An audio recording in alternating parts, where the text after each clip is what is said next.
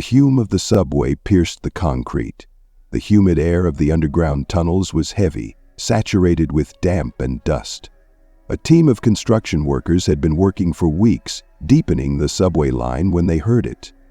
A ringing sound, dull, drawn out of place in the underground silence. It sounded from underground, as if coming from the darkness itself. At first, everyone froze. One of the workers, Tom, swallowed nervously. "Is that a phone?" The ringing continued. It was old, not like the mobile ones. They began to dig up the earth. Clay, rocks, old concrete. The shovels clanged against something hard. A few minutes later, they saw it. A phone. An old, black rotary dial covered in a layer of earth. But it worked. The receiver shook. The dial turned slowly on its own, and it rang. "That's impossible," one of the workers muttered.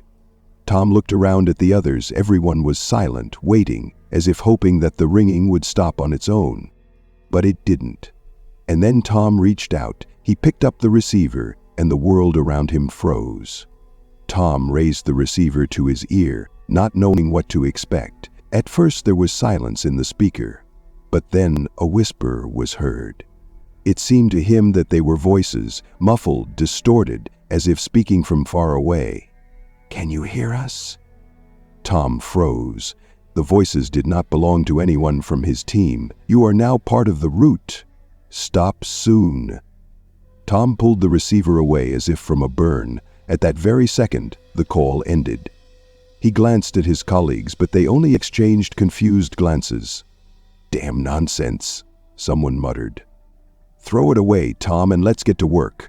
And Tom threw the phone into the ground, covering it with sand. They pretended nothing had happened.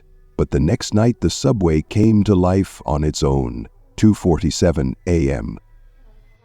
The light in the tunnel flashed on, although no trains were running at that hour. First there was a low hum, then a metallic scraping, and finally a train arrived. But this was no ordinary train. Its carriages were as black as night. The glass reflected the emptiness, and instead of announcements, distorted letters flashed. The doors opened, but no one got out. Only a whisper passed through the station, as if the train knew who it had come for. The next morning, Tom was nowhere to be found, and neither were his two colleagues. They had vanished without a trace, as if they had never existed. And in the tunnel where the telephone had been buried the day before, the dull, drawn-out bell rang again, waiting for the next person to hear it.